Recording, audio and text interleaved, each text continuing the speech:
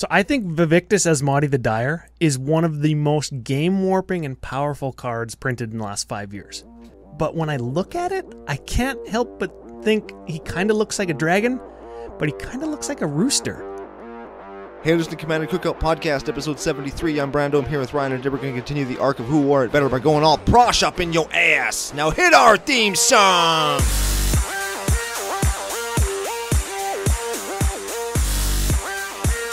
Hey, Ryan. We're back for yet another whirlwind adventure. How you doing? Good. What's going down? A whole ton is going down. We're going to continue our arc where we totally show that we are way better than wizards at building pre-constructed commander decks. And we're going to be doing it with a Tier 1 super competitive commander this time. Huh. Isn't that what we did last week? Nah. Now, it's funny, though. 2 weeks in a row in Arc of Who Wore It Better. Remember we said we're going to try and make the arc feel really harmonious?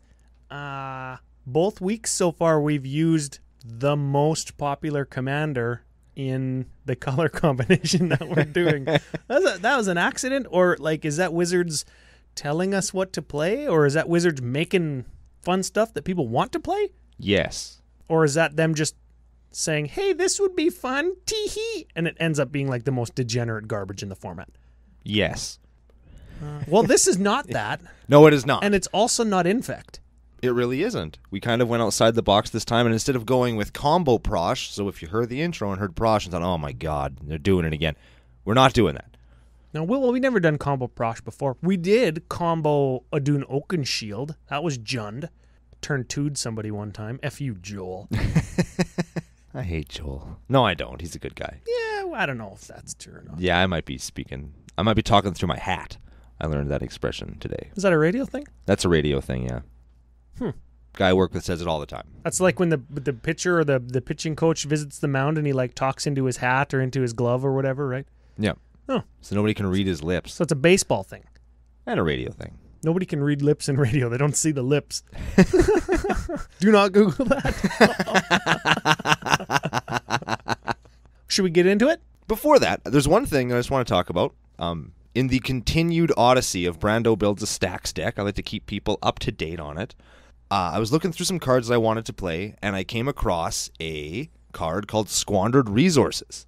Yeah. That card is badass. In every way that a card can be badass. It's got cool art, it's got a degenerately low mana cost, what it does is crazy, and it's way on the uptake for price. So if you have one or are looking for one, get them now, because I think that they're going to be going up pretty quick. Best thing about Squandered Resources?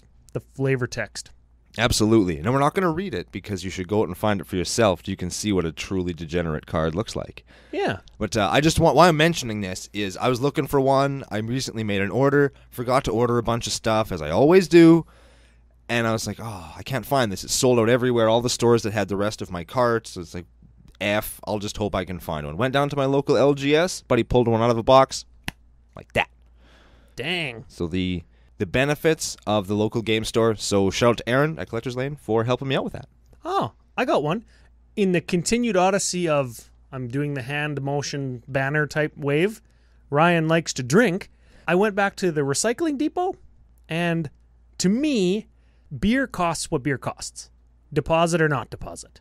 And I know our friends in the land of the free don't always have to pay deposits, but in Canada, we do. So it just costs what it costs. So when I take my bottles back and get actual money, it's like Christmas. It feels really good, too, doesn't it? Yeah. You're saving the world and you're getting paid for it. I feel like a asshole version of Superman because he never made a dime. He could have, though. Oh. There's a song about how he could have got paid and he could smash through all these banks. Oh, yeah. Oh. Crash Test Dummies? Superman never made any money? Yeah. Canadian? I don't know. I think so. Maybe. I don't know. Who knows? Social media coordinates? Social media coordinates. We're CCOPodcast on Twitter and tappedout.net. That's where you can see this week's list, last week's list, and any other list we talk about over the course of the show. We are commandercookout@gmail.com. That's where you can send us love mail, hate mail, show suggestions, decks you'd like us to see spruce up in this arc, Who Wore It Better cosplay pictures, but no nudes. We received nudes. Again? Well, it was like a... Yes, we did. Man. We've got real nudes, fake nudes, comedy nudes, big veiny dick nudes. An anime girl, like, doing... to a Johnny. Yeah, don't Google that. You know what? I'm actually a little bit scared to click on links that CCO Nation sends us now, because sometimes it's a recommendation to beer, which is great. Sometimes it's a nude, and sometimes it's a link where they like write something that I can click on that says, "Hey, look at this awesome beer." Boom. Dink. Oh. Where else can they find us? We're also Commander Cookout on the iTunes, Google Play, Google Machine, YouTube, Patreon, Podomatic, where we have usurped the scrapbooking ninnies, edhrec.com, Flipside Gaming, where you can use promo code CCOFU to get 10% off store-wide on your entire order, and the official home of Commander Cookout Podcast on the internet, commandercookout.com. Nice. I even did the hand thing. Yep. And all of our latest giveaway details are up on the giveaway tab on commandercookout.com. Right. And on Facebook, where I think, what is it? A like, a share, a tag of friend, a Twitter follow, a Facebook follow, an altar auction bid, which I'll talk about in a second, all get you entries to win a Commander 18 deck of your choice. I picked up all of them this last week. Haven't cracked them yet because I think I'm going to wait to see who wins, what they want, and then I'll ship it to them, and I will keep the rest. Which one do you think people will pick? I made a post on Facebook, and I think right now it's between like the Aminatu, the little girl planeswalker. The enchantment one? No, that's the top deck Esper one. Really? And then the enchantment one. That's kind of the ones that everybody wants. I mean, everybody wanted an Enchantress commander, and they got one in that Bant Merfolk. And I think that Aminatu, I don't know if I'm saying that right. I think that she's kind of broken. You can play her with like Felidar Sovereign and get the same kind of Saheeli combo. Like, she's good, and she's Esper, and people like fucking get super hard for Esper, like, because they're better than everybody else. Brr. Yeah. Yeah. Anyways, I bought them. I want to play Xantia and Erixmathes, that 12/12. Oh, yeah, the island. Yeah, super good. A listener wrote in and said the Erixmathes goes really good in Mimeoplasm, because you just make Mimeoplasm a 12/12 and then give them somebody else's abilities. It's pretty good, yeah. Yeah, I like it. It's not bad at all. I mentioned the altar auctions. Big shout out to everybody who bid. Every Thursday, I'm going to be posting those up. And subtle change to our Patreon. Anybody who wins an auction, if you're a patron, free shipping. Cool. So if you're thinking about bidding and you're a patron, don't worry, won't cost you anything extra. If you're thinking about becoming a patron and have bid, become a patron because you might save a couple bucks on shipping. Yeah. And you're supporting a cool magic show, and we appreciate it a lot. Close to the heart, if you will. Huh? Is that a radio thing? Nah. Yeah, nobody in radio has hearts. They just care about advertising. Correct. Which is why we're not in radio, we're in podcasting. Yeah. Yeah. Speaking of which, shout-outs? Shout-outs. That was a crappy segue, but shout-out to new patron, Logan Smith. Funny nickname, Smitty. Do we already have a Smitty? This is improved Smitty because he's a patron. Our Smitty is already a patron. This guy patrons more. This is less shitty Smitty. Yeah, less shitty Smitty. I like that. He said his wife listens, so we got to rake him over the coals a little bit. Yeah, definitely. Yeah. Shitty Smitty. We got shitty Smitty? No, we got FU Smitty, and then we got less shitty Smitty. I like it. Yeah, because FU Smitty is still in our play group, and he still hides his planeswalkers behind the chip bowl. F that Smitty. And this Smitty, he's not bad. By the way, the chip bowl thing totally works. Yeah. Yeah, anybody, if you want to just be a crooked, rotten scumbag, chip bowl. Hide all your planeswalkers behind Yep, just put it in front of where all your stuff is. Say go. Yeah, and then get mad when anybody says, "How long has it been there?" Yeah. For the record, I never say that because I sit like opposite to you on the table and I can always see. And if you pack like a merciless execution or whatever that like exiles all planeswalkers, we're good. See, I sit at the end of the table and I can't see anyway. So I just rely on the honesty of everybody / the goodness of all of my decks. That's a double negative, and then you can't see and you're at the end of the table. and then you rely on somebody else's honesty, and then you rely on the goodness of your decks, this is a recipe for disaster. Just remember, kids, I won without drawing cards for 7 turns. Ugh. Yeah. Moving on. Should we do a list? We should do a list. So you said we're doing Prossh. We are doing Prossh. Should we give Prossh a read so that everybody knows why he's a degenerate piece of crap?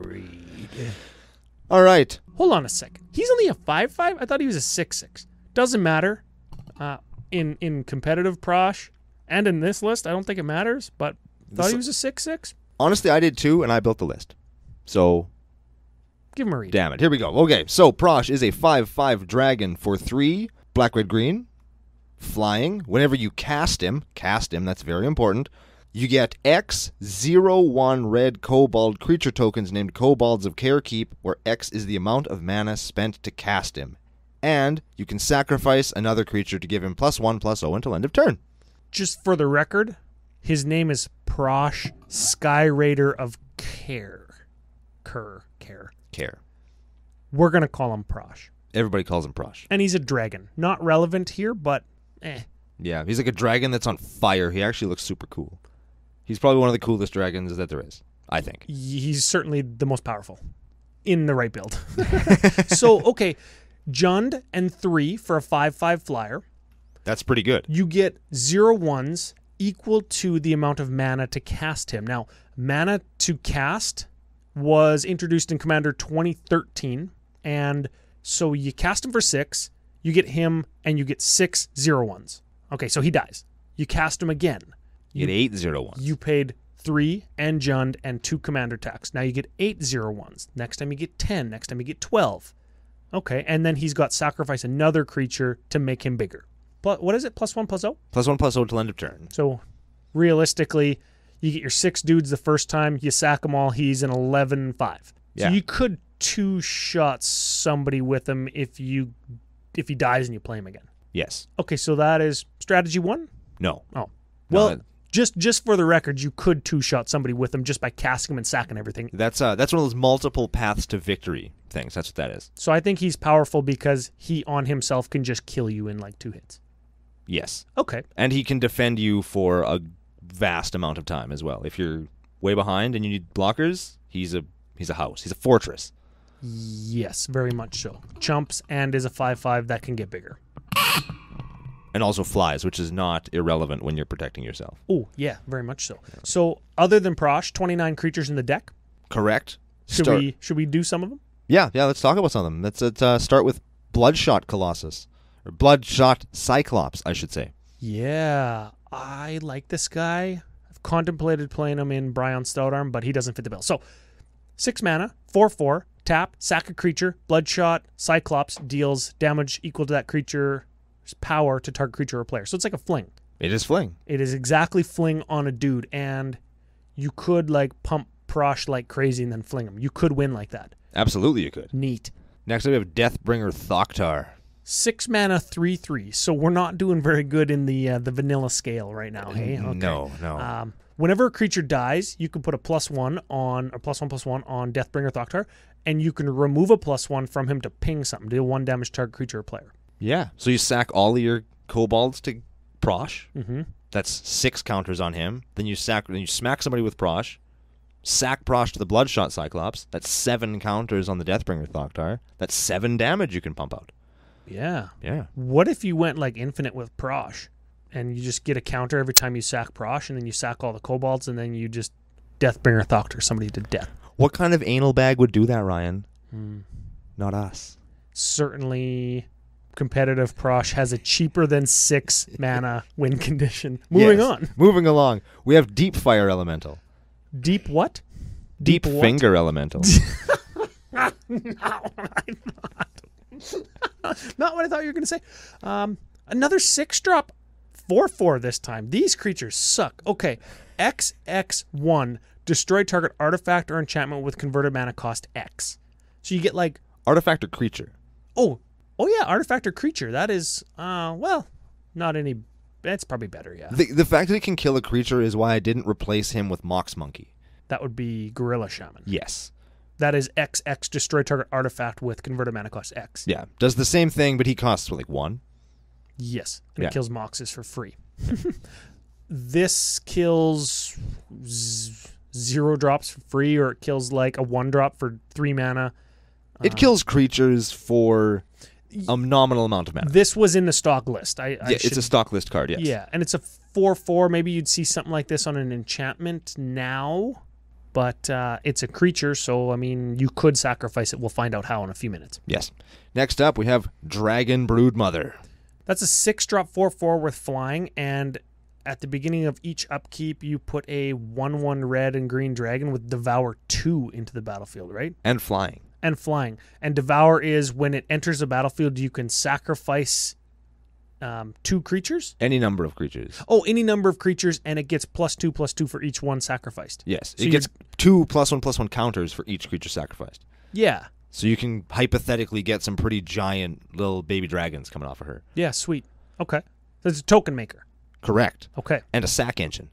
Next up, we have Dragon Lair Spider. Another token maker. 5/6 for 6 reach. When opponent casts a spell, get a 1/1 insect creature. What can we do with those? Maybe devour them? I don't know. Devour them, sacrifice them. Yeah. How about Elvish Sky Sweeper? Okay, this I think was an original in the deck. 1 mana 1/1, pay 5, sack a creature, destroy target creature with flying. So 5 mana. Let's say sacrifice a creature is negligible because we have a lot of token makers in the deck. So it's 5 mana, kill a creature with flying. It's pretty good. Yeah. Repeatable, and it sacks something, which is kind of a theme that we're going with. Yeah, lots of commanders have flying, and lots of big creatures. The preferred evasion that Wizards puts on them is flying, like angels and dragons and stuff, and demons. And if you can pay 5 to get rid of it, that's probably a tempo advantage because they probably cast it for 6 or 7. Okay.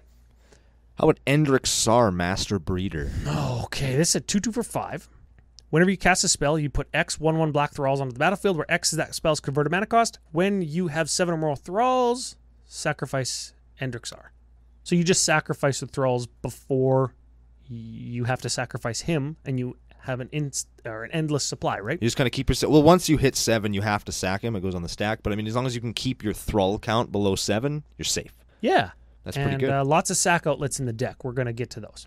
Next up, we have another card that was included in the stock list in Fell Shepherd. Yeah, and a sack outlet that we were just talking about with Endrick Sar. So, okay. Black 5 for an 8/6. Whenever Fell Shepherd deals combat damage to a player, you may return to your hand all creature cards that were put into the graveyard from the battlefield this turn.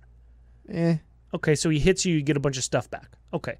Black, sack a creature, target creature gets -2/-2 until end of turn. So he's removal on a somewhat repeatable body. Yeah. I think we talked about some cards preparing for this episode, and I think he's probably my first cut for one of them. Oh, yeah. You know what I like instead of Fell Shepherd? And I've tried Fell Shepherd before. I have. I like Phyrexian Plague Lord because you can sack the Plague Lord to give -4, or you could sack another creature to give -1/-1. Just sack a creature, give -1/-1, and Plague Lord costs like 6 instead of 7. Yeah, which is not negligible. Yeah. I mean, you gotta... Yeah, and plus, if you play the Fell Shepherd with Endrick Sar in play, it kills your Endrick Sar. That's no fun. Oh, yeah. Huh. All right, next up, CCO staple, Flesh Beater Imp. Oh, I love this card. It's one of my favorite cards in Commander. It's another sack outlet, so it's 4 mana, 2/2 flyer with Infect. Sack a creature, Flesh Beater Imp gets +1/+1 till end of turn. He will kill people. He will kill people all day long, especially right after you play Prossh. Oh, yeah. Oh, baby. Yeah. How about Goblin Sharpshooter? Goblin Sharpshooter. I counted this as a mass removal spell because it mass removes every 1/1 or 0/1 at the table. X1 at the table. So red, 2, 1/1, Goblin, doesn't untap during your untap step. Whenever a creature dies, untap Goblin Sharpshooter, and you can tap him to deal 1 damage. So you tap to deal 1 damage to a 1-drop, he untaps. Okay. You kill all the X1s. So there's a bunch of X2s. So you tap to deal 1 damage, sack a creature to Prossh or anything, and untap them. Target the same creature again, it dies. Geez, wouldn't it be awesome if you started to sacrifice all your kobolds to Flesh Beater Imp and you knocked off one of their flying blockers and then flew in with Flesh Beater Imp to kill them? Synergy. Yeah. All right, next up we have Golgari Guildmage. Golgari hybrid for a 2/2. Pay 4 black. Sack a creature. There's a sack outlet. Return target creature card from your graveyard to your hand. Cool. For green, put a +1/+1 counter on target creature. Not as good. Yeah, nobody cares about that. Nobody does that. No, you sack a creature to get a creature back. That's what you do. How about Hooded Horror? What the hell? Okay, it's a 5-drop 4/4 Hooded Horror. This was in the original C13 Prossh list. I think it's a flex spot because it's just like it's weird and doesn't do anything that we're interested in doing. Yeah, it super sucks. Okay, F that guy. Yeah, F that guy. We'll cut him later for something else. How about Huatuo Honored Physician? I think it's how Tao? Whatever. Anyways, green 1 for a 1/2. Tap. Put target creature card from your graveyard on top of your library. Activate this ability only during your turn before attackers are declared. I have a combo with this card in notes for later on in the show. Ooh, I think I have one in my brain, but I'm not sure if it actually works. I left him in there for a reason. Sure. How about Inferno Titan? Red 4, 6-drop, has fire breathing. When it enters the battlefield or attacks, it deals 3 damage to whatever you want. Divide it any way you choose among things. Yeah. He's excellent if you give him Infect. Yes. Next up, we have Jade Mage. Jade Mage. You can possibly go infinite with this card. Yep. You can almost go infinite with this card. Anyways, it's a 2/1 for 2. You can pay 2 and green to put a 1/1 green sapling into the battlefield. That is a good token maker.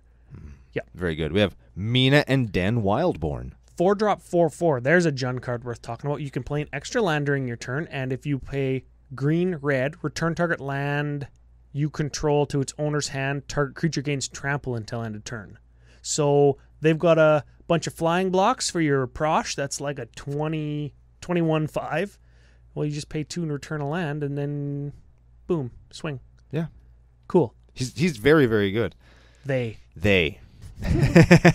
Next up, we have Ophiomancer. 2/2 for 3. At the beginning of your upkeep, if you control no snakes, put a 1/1 snake into play. Snake has Death Touch. Don't care. You're going to sacrifice it. Yeah, definitely. Now, next up. You sacrifice it, then you get another one next turn. So those sack outlets, super important. Yes. Next up, we have a snake. Non-bow in Orochi Egg Washer. Oh, yeah, that's terrible.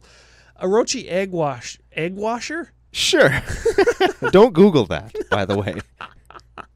Okay. 3-drop 1/1. You pay green 2, tap. Put a green 1/1 snake creature token into play. If you control how many more? 10 or more snakes? 10 or more creatures. 10 or more creatures. You flip it, and it flips to Shishiro blah. I don't know, it's upside down. Shidako Broodmistress. That sounds terrible. Green, sacrifice a creature. Okay, it's not so bad. Target creature gets +3/+3 until end of turn. That's what it's in there for. Like the second time you play Prossh, you're going to have 9 guys plus her, flip her over. She's a 3/3 for 3 that lets you sack a dude to giant growth something like your Prossh. Oh, yeah, you pay green and let's call a token a card. That's like a giant growth out of your hand, except it's a giant growth from the battlefield. Yeah, all those shitty 0/1s are now turning into 3 big power on your commander. They're okay. pretty. It's pretty good. Yeah. You know what? Yeah. Okay. Stupid. Stupid. It's just because it's from Crappy Gawa. You got to give it a break. Just give it a chance. Okay, fine. How about Quagmire Druid? Quagmire. He's a 2/2 for 3. Green, tap, sack creature, destroy target enchantment. Obvious why he's in there. Sakura Tribe Elder. 2-drop 1/1. Sack it. Search for a basic. Put into play tapped. Scarland Thrinax. Jund for a 2/2. Sack a creature. Put a +1/+1 counter on him. Shattergang Brothers. Oh, baby. Jund and 1 for a 3/3 Goblin Artificer. You can pay black 2, sacrifice creature, or black or red 2, sack an artifact, or green 2, sacrifice an enchantment. Whatever you sacrifice, each other player has to do that as well. Would you ever alter that so that they look like the Mario Brothers? Yeah. That could be neat. Yep. Next up, we have Silklash Spider. 5-drop 2/7 with reach. Green X. It deals X damage to each creature with flying. So it's like Hurricane on legs. On 8 legs. Ooh. On 7 legs, actually. What the hell? It got into a fight and lost a leg? It's got 8 legs in the picture. Flavor fail. 5, 6, 7. Actually, I've had 7 legs. That would have been sweeter. That'd be so badass. Yeah. All right, next up we have Sprouting Thrynax. Jund for a 3/3. When it dies, you get 3 green Saprolings. That is value with Howtow, Honored Physician. Yes. Because you sacrifice, you get 3 dudes, and then you can sacrifice those 3 dudes for mana, and then you can tap Howtow, draw a card. But yeah, okay. There's kind of a we'll get there. there's a jankety combo in there where you can kind of do that a bunch of times based on how much mana you have with another card. Yeah, that you we'll could talk go about infinite later. with Phyrexian Altar. We'll talk about that in a sec. Next I have Stalking Vengeance. This was a list original, I think, right? Yes. So 5 red for a 5/5 with haste. Whenever another creature you control dies, it deals damage equal to its power to target player. So you're not going to get anything off of your Prossh tokens, but you are going to do a lot of damage with this card if you start sacking like 1/1 Saprolings, or like if you do that loop with Sprouting Thrynax, you sacrifice it to deal 3, and then you sacrifice each of the Saprolings. They each do 1, then you get this Thrynax back to deal 3, then 1/1, then 3, then 1/1. Yeah, super good. It's pretty good. Also, the art is unreal. It's very good. I think we ragged on that art one time. No, I like it now. Now that I've looked it up close, I like it a lot. Okay. It's like a big demon talking to a bunch of dudes and like, hey guys, let me tell you about... Hey, let me tell you about how to get hurt when you sacrifice stuff. Next up, we have probably should be a Royal Assassin, but it's a Stronghold Assassin. Definitely should be a Stronghold Assassin. It is a black 1 for a 2/1 tap, sack creature, destroy target non-black creature. It's pretty good. Yeah, it's good because it says sacrifice a creature on it. That's Correct. what we want to be doing. Next up, sorry? Sea Stalking Vengeance. Yes. Next up, another list original, Terror Ravager. 04 for red 2. Whenever Terror Ravager attacks, it gets +X+O until end of turn, where X is the number of lands defending player controls. Okay. You can swing in for somebody who's real greedy and then chuck them with that Cyclops we talked about. Yeah, punish the green player and then fling them. Next up, we have Thromok the Insatiable. Could we call this a Jack-in-the-Box commander? Like, let's say we don't sacrifice anything. Let's just say we make a ton of tokens. And then they're like, oh, yeah, I got blocks, whatever. Thromok the Insatiable. Green, red, 3 for a 0/0. Devour X. Oh. Yeah, there it is. Where X is the number of creatures devoured this way. Oh. So you devour 1, it gets 1 +1/+1 counter. Devour 2, it gets 2 +2/+2s. Or 4 +1/+1s. Sure. Let's say you devour 10. Uh-oh. It's going to get 10 +10 +10s. Yes. So it's 100. So you devour Prossh and all of his tokens, and he's I don't know math, but it's lots. You give him trample, you give him infect, you fling him. Somebody's going to eat a whole big bag of dicks. Let's just get Thromok into the graveyard, and then let's get him back with Golgari Guildmage and do it again. Yep. Yeah, okay. There it is. We're good with that, right? Last creature in the deck we have... Just hold on. Oh. It should be worth mentioning that Thromok came out in the original Plane Chase decks. And I believe those were in 2012, which there wasn't a Commander product that year besides Commander's Arsenal. So if you didn't pick up Commander's Arsenal, but you did pick up Plane Chase, you got Maelstrom Wanderer and Thromok. Very good cards. And Vela the Nightclad, and I think Kron the Dawnclad or something. I think so, yeah. Something like that. Yeah. Last creature? Last creature is a Viscera Seer. Great sack outlet, 1/1 for black, sack creature, scry 1. Gets you to what you need, right? Absolutely. Yeah. Now, are we going to move through instants and sorceries, planeswalkers, everything else pretty quick? Because I think there's only a couple of each. Yeah, we're gonna bang through these as fast as we can. In instance, there's 2, functionally kind of the same. And they're right on theme with what we've already been talking about. Starting off with Fling. 2 mana, sack a creature, deal damage equal to the creature's power. Soul's Fire.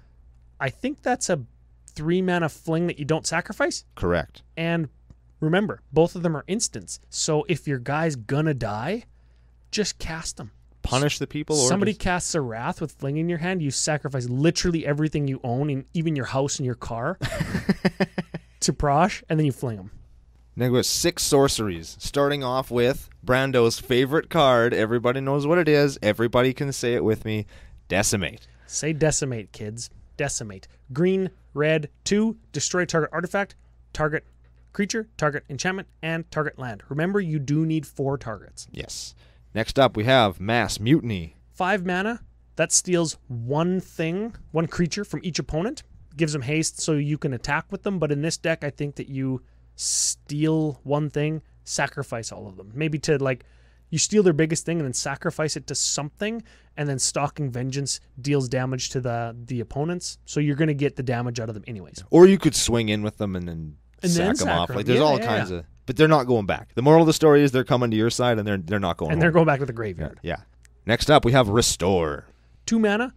Put target land card from your graveyard onto the battlefield. From a graveyard. From a graveyard. Yeah, that's why it's good. Yeah, because you can dust somebody's Gaia's Cradle with Decimate and then restore, get the Gaia's Cradle. Sick. Yeah. Sudden Demise. You know what else I like about Restore is you could potentially get like somebody's High Market, which is a sack outlet for a creature on a land. Huh? Yeah, it's not negligible here. High Market. Play your utility lands, kids, right? Anyways. Next up, we have Sudden Demise. Red, X, choose a color. Sudden Demise deals X damage to each creature of the chosen color. It's a quasi-sweeper. It's okay. Yeah, it's a one-sided sweeper, potentially. Let's say somebody's playing like Selesnya tokens. You just pick green or white, and that doesn't touch any of your tokens, or it touches very little of your green tokens. It's tricky in this deck because you are playing 3 colors because you're probably going to lose something, but I mean, if they're playing Angels or Merfolk, you're going to wipe them out. I think that was this deck original, right? Correct. Yeah. Another this deck original also costs like 900 Canadian dollars. I didn't realize this, and I'm not sure why. Tempt with Vengeance. I think it's just this was the only time it was ever printed, and it's the only good tempt card. So it's red, X, tempting offer. So what you do is put X 1/1 red elemental creature tokens into play. Then each opponent can also do that. For each opponent who does, you get X tokens again. Who's the dumbass that does it? Like people do it because they why? want blockers because they're like, oh yeah, I'll just block. But you have twice as many, and they have haste. Yeah. Like, I get 10 guys. Well, I'll get 10 guys. Well, I'll get 10 more guys. I'll make my Thromok a 400. Yeah, no matter what happens, you're going to take 10 or more. Yeah. Or I'm going to have a giant Prossh, and you're going to take way more. And you'll just die. Yeah, somebody's eating shit when somebody plays this card. You're going to eat way more shit if you take the offer. Nah, it's weird. It's also a house in Omnath. Yes. Oh, baby. All right. Lastly, but not leastly, another one of my favorite cards, Warp World. I hate this card, but it's good in this deck. Red, 5, so cost 8. And essentially, each player shuffles each permanent they control into their library, and then reveals cards from the top of their library until they reveal that many cards. Each permanent goes onto the battlefield. And you have a bunch of tokens and stuff, so you're probably going to have the most stuff, so the odds are you're going to come out with the biggest board state. I just put it in there because it's fun. I like you've accrued incremental token advantage, or something like that Sprouting Thrynax or whatever. Like you sacrifice it, you cash it in for 3 things instead of 1, then you Warp World, so you get 3 times as many chances to hit something. As silly as it sounds, I've used this in Krenko on several occasions when I'm screwed.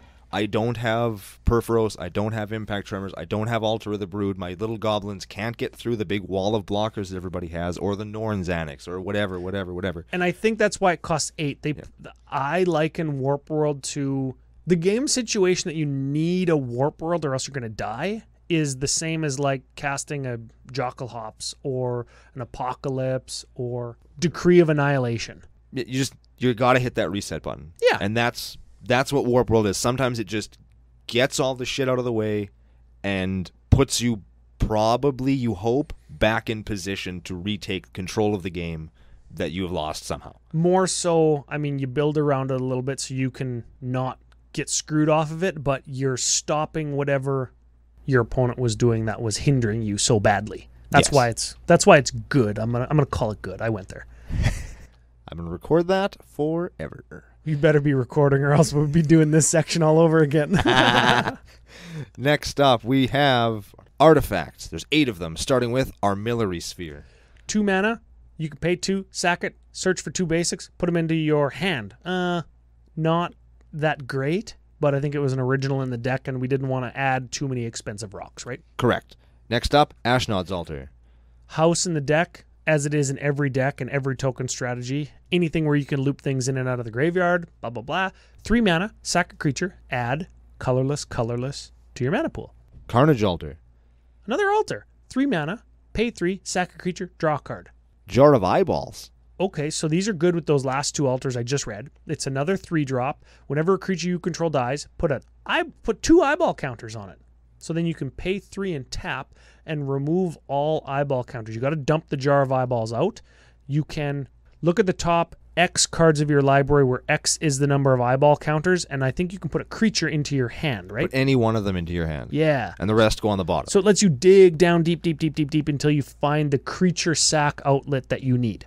Like you sack the initial Prossh tokens, you sacrifice 6 guys. That's 12 cards you get to see out of your library. Yeah, that's super sweet.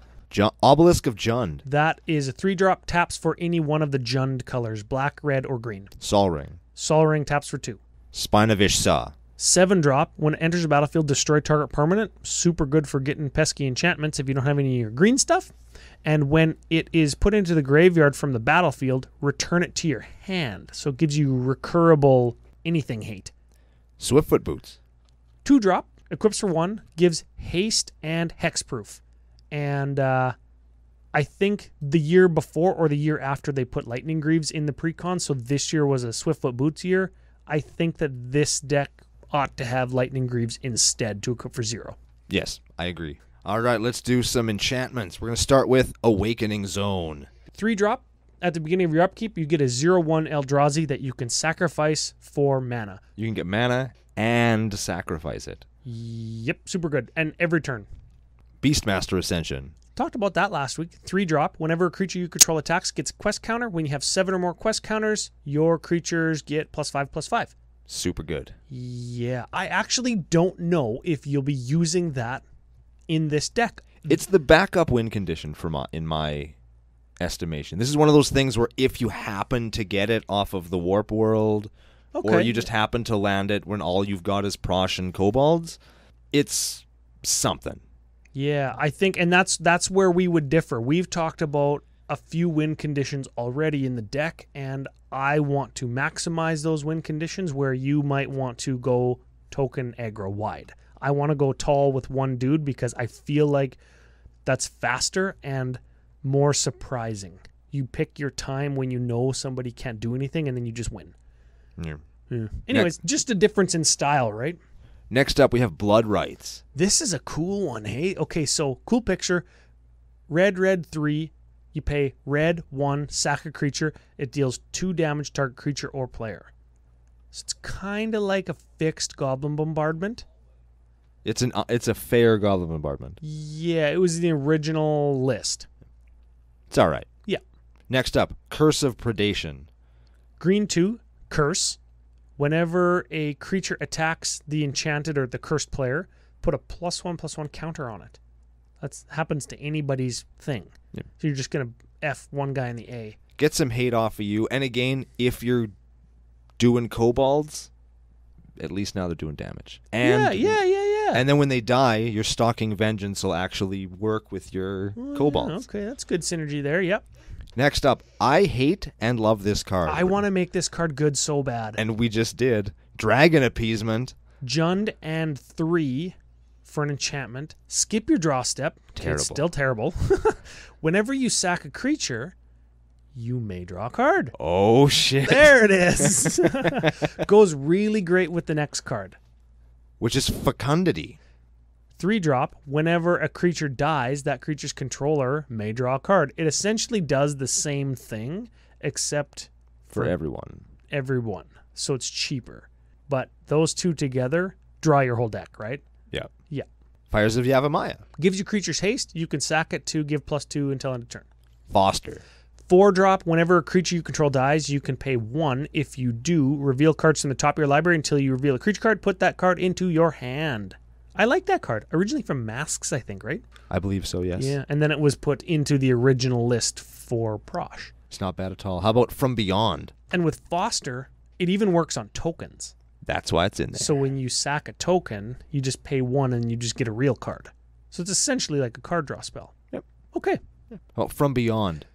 At the beginning of your upkeep, you get a 1/1 Eldrazi Scion that you can sack for mana or sack to whatever thing you want, and you can pay green 1, sacrifice From Beyond, search your library for an Eldrazi and reveal it and put it in your hand. I don't think we're playing any. There are no Eldrazi's. It's only in there to make those tokens. I'm okay with this. Maybe one Eldrazi would do it, right?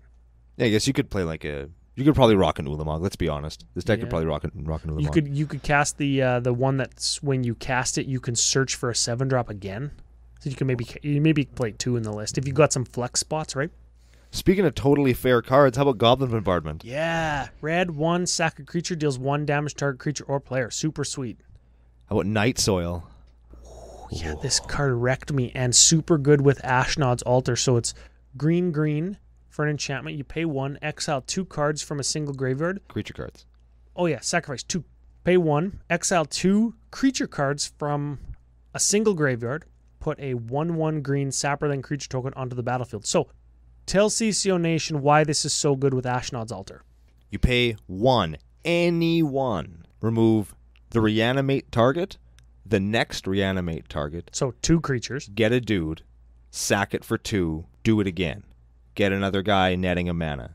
Sacrifice that creature, get 2 more mana. Do it again. You're netting mana, You're wrecking everybody's graveyard, and you did it all for 1 mana, and you end up with a whole bunch in your pool if you need to cast Prossh or any of the things that end up costing you 8. Yeah, so I guess remove every creature in every graveyard, as long as it's a multiple of 2. Yeah. And depending on what kind of deck they're playing, if you're playing a graveyard zombie deck or something that's just meant to morality shift their whole library into their graveyard. Like last week's story, right? Let's say Prossh has died twice, so he's going to cost 10. So you Night Soil, straight gas. You're going to Night Soil, make whatever, 5, 6, 10 mana, cast Prossh, get 10 dudes, sack them all to get more mana. You're going to get 20 mana off of that from your Phyrexian Altar, and then you could do whatever with it, yeah. Because you have 20 mana now. It's crazy. Yeah.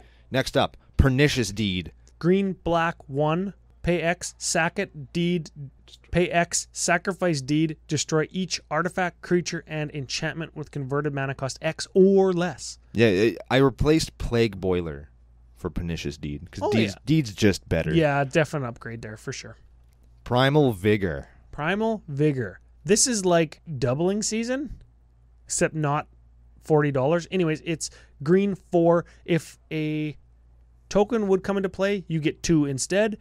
And if 1 or more counters is put on something, you get another 1 instead. It's only +1/+1 counters, so it's not quite doubling season. Oh, yeah. But all the things that you want doubling season for minus the Planeswalker garbage. Well, here's the other thing, too, is it's if 1 or more. So if your guy gets 5 +1/+1 counters on it all at once, you just get 6 now. You don't get 10. That's 10. It's twice that number. Yeah. Yep, it doubles it like hell. It's a great card. Okay. It's not fair, but it's fairer. It doesn't do Planeswalker counters. It doesn't do minus counters. It doesn't do infect counters. Infect counters, yeah, okay. Next up, we have Shivan Harvest. Oh, man, after my own heart. Red, 1. And then you pay red, 1, sack a creature, destroy target non-basic land. Yeah. Get that Gaia's Cradle. And then restore it. Yeah. Very excellent. And lastly, we have Tooth and Claw. Red, 3, sack 2 creatures, get a 3/1 red beast onto the battlefield. Don't particularly care for that card very much, but it is a original in the deck. So it's a flex spot. It works not too bad. And then lastly, the last card in the deck, I put it in there as a pity include because Wizards didn't do it right. Lord Windgrace. It's your boy. It's my boy, Lord Windgrace. Okay, so Jund and 2 for a 5 loyalty Windgrace, Planeswalker. His +2, discard a card, then draw a card. If the discarded card was a land, you get to draw an additional card. Okay, so discard a land, draw 2. Fine. His -3 is return up to 2 land cards from your graveyard to the battlefield. I actually like that. That's really good. Yeah, you +1 them, then you get things back. Great if you decide to upgrade the mana base to do like fetches and stuff. Yeah, you're playing all the jank fetches in this one, Myriad Landscape, Terramorphic Expanse, yep, all that kind of stuff. So it gets your lands back. He's a value card. He's good in the deck. He's not just there because I felt bad for him. In this deck and with Lord Windgrace, I also like Dryad Arbor because you can sacrifice it because it's a creature, then get it back with Windgrace. Now we're talking. There we go. There's value. His -11, destroy 6 things, and you get a cat warrior for each thing you destroyed. Who cares? Yeah. Let's talk about the deck a little bit more here. Okay, so Real quick, I just want to point this out. If you go to our Tapped Out page, CCO Podcast on tappedout.net, and you look at the deck list, all of the cards that have a little A next to them, those are ones that I added. I didn't make note of what I cut because I cut it. It obviously sucks. So all the A's are the things that I added to the deck. Yes. Yeah, just something that, if you're looking at it and wondering what kind of changes do they actually make, now you know. Okay, couple stats here. I like to go over these when we have a little bit of time. 6.6 card draws in here. 6.5 card draws in here. What's the half the card draw? I counted Viscerous here as half a card draw. Because he scries? Because you can scry, you can pick what you're going to draw. That makes your draws more valuable. I'm counting it. Sure. Okay. I'll give you that one. I like 14 targeted removal spells. Yeah, baby. Yeah, and there was some blatant misses here, like that Windgrace's Judgment from C18. Super excellent. Maelstrom Pulse, but probably too expensive because we're still keeping this kind of pre-con status, right? Yeah, we're trying to make these decks feel like you could just go to the store and buy them. Because it'd be easy for us to just build a better Prossh deck than Wizards did. And who wore it better? Well, obviously we did because we win on turn 3. Yeah. Obviously we built it better, but we're not doing that. It's like, which pre-constructed Commander product would you rather buy? We're keeping them upgradable. We're keeping the tutors out. We're keeping the fast and expensive mana ramp out. And I think that is true to the nature of the pre-cons, right? Agreed. Yeah. Okay, so mass removal, I counted Shattergang Brothers and Goblin Sharpshooter as mass removal, so there's some there.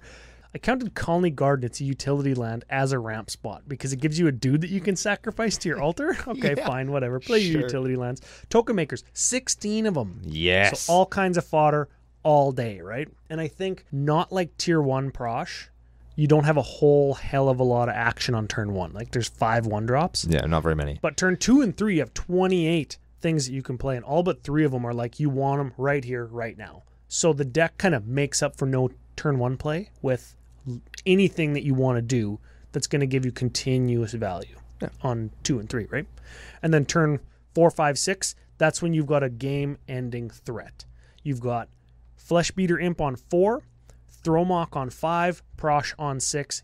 Any of them will win you the game. As soon as you untap with them, or even in some cases, depending on how your first 2 turns went, they just win you the game right now. And that feels very Prossh to me. So we stayed true to the nature of the pre-con, but also gave people kind of what they want when they play a Prossh deck is cast Prossh, win. And again, it's like we talk about the varied game experience. Like you could also have a game that's kind of dirtily and you're just kind of eking value out of this deck, or you can just fucking roll in and kill everybody. I love rolling in. Yeah. I show up to ball. Right? Like I'm pulling on the shoulders of my shirt like I want to take it off to fight people. Right? Quick story, real quick. I got to tell this because this is insane. I'm at Folk Fest. That's a event here in Saskatoon where a bunch of cultures from around the world, they set up kiosks, or what are they called? Kiosks around town, and you can go check them out, and there's food and drinks and dancing and music, and it's great. So I'm out there with Kyla and some friends, and there's this dude down at the end of our table. We're sitting at the Irish Pavilion, so everybody's drinking Guinness. It's canned Guinness, but whatever. And Buddy's hammered. He is hammered. Was it me? It wasn't you. Okay. He was way more hammered than you usually get. Because you get that kind of fun, kind of hammered. This guy was like hammered, wants to fight everybody, but he was real short, so he couldn't do it because he's in Ireland, and everybody in Ireland is a bouncer, and everybody who's a bouncer from Ireland is freaking jacked. Okay. Like, whoa. Yeah. And this guy, I have a mental picture. So this dude, he's getting so ragey, he's getting so mad at nothing. Like, nobody's talking to him, nothing's happening, and he just rages out, rips a beer can in half, pulls the little ball that's in a can of Guinness out, rips out, "What's this? Why is this crap in my beer can?" And he storms up to the bartender and he's screaming, "There was this crap in my beer!" He was politely asked to leave. That's the widget. Yep, that's thingy. the little, yep. The thingy that makes it so it pours correctly. Yep, proprietary thing in every can of Guinness. Apparently that guy never seen him before. Huh. He must not have been very Irish. Nope. Ripped a beer can in half because he thought there was garbage in his beer. So excellent. Oh. Okay. Drink your Guinness on tap, kids? Yeah. Okay. It is better on tap. Yeah, very much so. Let's real quick, getting back to Prossh, let's talk about, I guess, upgrades or better options. Now, we mentioned that like things like Restore and Lord Windgrace are better with fetch lands. I don't think it's any secret. Like add your Wooded Foothills and your Bloodstained Mires, right? Like your original Onslaught and Zendikar fetches. Any Jund-colored fetch will do. Yeah. And I think the deck really starts to go crazy with infinite mana combos when you can add Phyrexian Altar alongside your Ashnod's Altar, because you can sacrifice to make tokens. Those two things and Prossh are in. Sacrifice tokens to make colored mana with Phyrexian Altar, right? Yeah, like if you have those two things, you go infinite with Prossh. No secret, right? Of course not. Everybody knows that. Other things that aren't secrets are Prossh and Food Chain. Food Chain is 3 mana enchantment. Exile a creature to get mana equal to its casting cost +1. Oh, that's really good. I should probably play that in Omnath, hey? No, because you got to exile. It doesn't bolt guys when elementals die. That's not even good. Yeah, it's terrible. Doubling Season. Instead of or in addition to Primal Vigor? In addition to Primal Vigor. I think so. The thing about it is, Phyrexian Altar, 60. Food Chain, 44. Doubling Season, 40. So right there, 3 cards, you literally just doubled the value of this deck because it comes in at $160. Which is, I don't know, I think that's sustainable. That's good. I think that's fine. Yeah, like there's one card in here that costs more than $20. There's one, and it's the fake Doubling Season. Primal Vigor. Everything else costs, I think, under 10. I think everything under 10. I think that's perfect pre-con territory. Yeah. Yeah. The one thing that I would like to add that doesn't cost any money, it's like 25 cents. Pitiless Plunderer. Yeah, it's a creature. Whenever a creature dies, you get a treasure token. So essentially it acts like Phyrexian Altar. You sacrifice to whatever you want to get some benefit, then you also get a treasure token that you can sacrifice for any colored mana. It lets you go, I think, infinite. It lets you go infinite with Prossh again. And it lets you go infinite with Jade Mage that is 3 to get a Saproling. Because you sack the Saproling, you get to Ashnod's Altar to get 2 colorless, and you get a treasure token for a green to make another one. And that actually goes infinite with Stalking Vengeance. Yep. And it goes infinite with Goblin Sharpshooter. Yep. And it goes infinite with Deathbringer Thoktar. Yep. So all kinds of good stuff there. Yeah. Yeah. It goes infinite with Sprouting Thrynax. Play your degenerate infinite combos, kids. Yeah. Yep. Very excellent. So definite includes there. I think the deck could use maybe less sack outlets and more like value removal, like a Damnation or, a kill all creatures type thing. Probably, but I feel like Wizards doesn't want to print that kind of terrific, spectacular removal in these precons. Like I put Decimate in here. Decimate wasn't reprinted in any kind of precon until 2016, I think. Yeah, like they don't. When the decks like 2016, I think, are regarded as the best precons that were ever made, right? And that's because they included things like Decimate. Like you're not going to see a lot of that kind of stuff. So again, we're playing the removal with value colors, and a lot of that value removal isn't here. Again, I was trying to keep it true to the spirit of pre-constructed Magic. Yeah, and I think that's what's important about this is we can make good, fun decks that still stick to that budget, both as a whole and card by card. And can appeal to you if you're a degenerate piece of crap. Very much so. Okay, so I think that's one of the strengths is it is highly tunable. It can be degenerate. It can be very fast, but it can also be that really grindy and engaging Jund value graveyard recursion type deck. It's so rare that you don't have something to do in this deck, and I really like that. Yeah. Every single turn you've got options. You can sack to this or this, play this, draw this, Windgrace that, right? Rebuild's easy. As a result of having stuff to do, you always can rebuild. Yep. That's Jund and that's Golgari, right? Like, and in a value Prossh deck, which is what this probably is, just playing Prossh, it reloads your whole deck. It resets your board presence. It reinvigorates your whole board state, and all you have to do is play your commander. Yeah, very much so. And what I like about this in particular, that it's not the super combo-laden Prossh that we're maybe thinking about when we hear the word Prossh, is you don't need any of that super fast mana, right? Because you're not trying to Prossh on turn 3, right? You go Mana Rock, Impact Tremors on turn 1, you go Food Chain on turn 3, or turn 2, you go Prossh on turn 3, sacrifice to Food Chain, go infinite, win the game. That's how that deck works, because it plays like 25 Mana Rocks and Dorks, right? But this one, you don't need the fast mana and Dorks because you're playing that sacrifice grindy game. So I like that. And when you bust something out like this out, you're probably not just going to get ganked. Like in real life, like somebody's just going to jump up the thing and just beat you with a bike chain. Moving over to the weaknesses category, the first time you sit down with a Prossh deck, that's going to happen. Yeah, there's the bike chain. That's like Evan saying, my Brago deck's a value deck, and then he combos with it. And then he immediately combos with it. What a dink. What a... slow, intentionally powered down, or, sorry, intentionally not powered up. Yes, I don't think it's a weakness, but it could be. It could be. There's lots of, like, the first 5 or 6 cards you read out of the deck were 6 drops. Yeah, they're cool, but they cost 6. Yeah. It's a thing. It is playing quite a budget mana base, both a strength and a weakness, because sometimes you're not going to be able to cast your red X whatever spell on turn 3, right? Yeah. Like you're just not. But again, in a $100 deck, I don't think that's a big deal.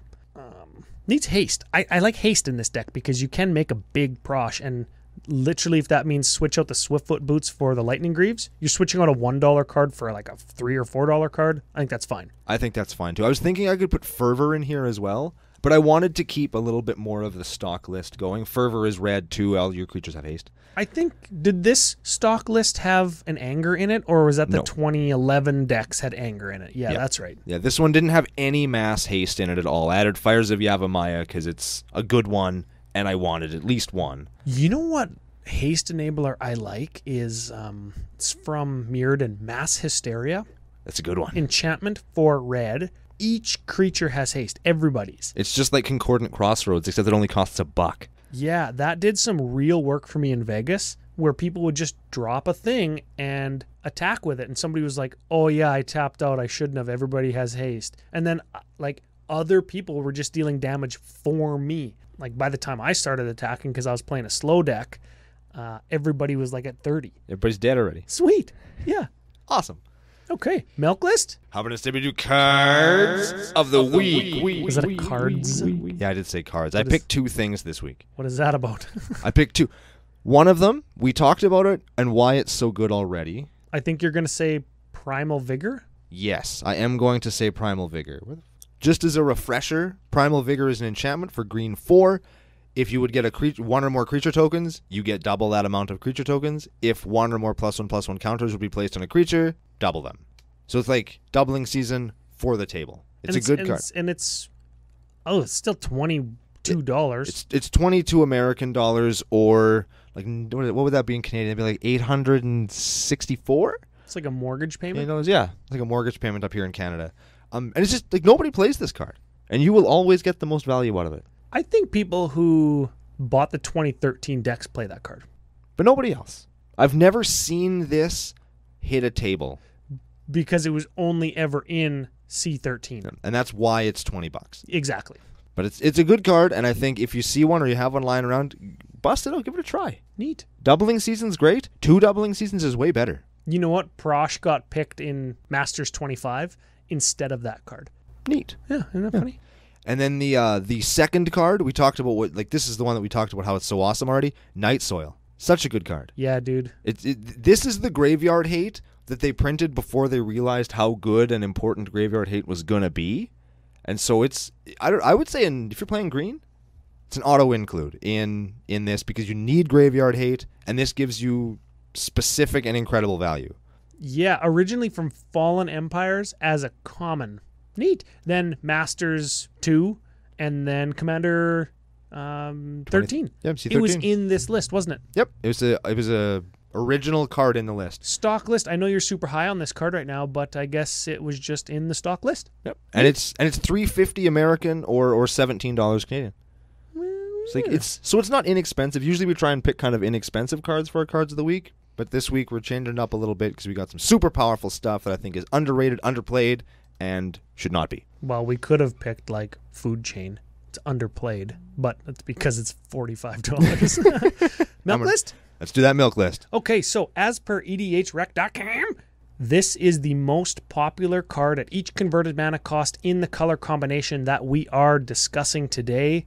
Green, red, black, or Jund, if you will. The 0-drop slot. I think a lot of these slots are because the Prossh list on EDHREC.com has almost 2,000 lists. I agree. So we're going to see some Prossh staples in here. Okay. There's staples in every color. What am I saying?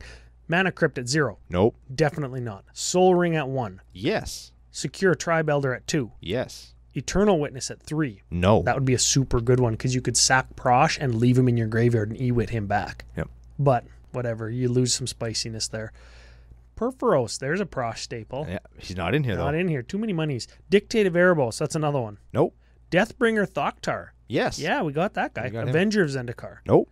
Crater Hoof Butthole. Nope. Blasphemous Act. Nope. Kozilek Butcher of Truth. Nope. Ulamog the Infinite Gyre. Nope. There's our 2 Eldrazi's that we could play. Yes. It that Betrays. Nope. Emrakul 2. Nope. Emrakul 1. Nope.